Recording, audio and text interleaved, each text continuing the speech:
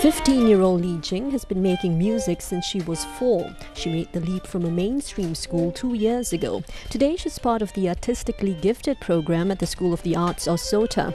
That means she's excelled in both music and studies. Definitely not all play. Yeah, it's because we are given a lot of freedom and we cannot abuse it. We have to take it as a privilege. So we know that we have to work very hard to earn this privilege.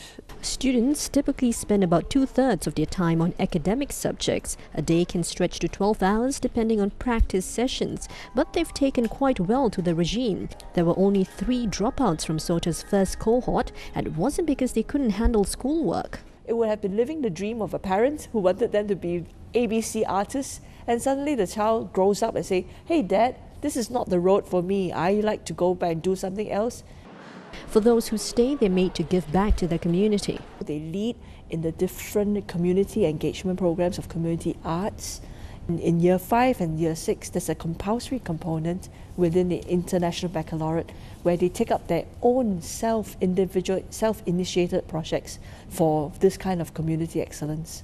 SOTA is also extending training programs for teachers in mainstream schools as part of efforts to help capacity building in arts education, an area experts say is a challenge. In these schools, the arts are taught so authentically. They're taught as equal disciplines to academic subjects. Students can spot a phony.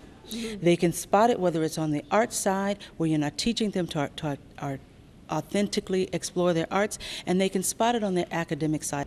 In the bigger scheme of things, the government has said that the creative industry will play a significant role in Singapore's push towards an innovation-driven economy, and the School of the Arts here could very well be the catalyst needed to nurture a generation of young Singaporeans that will contribute to the vision of Singapore becoming a distinctive global city.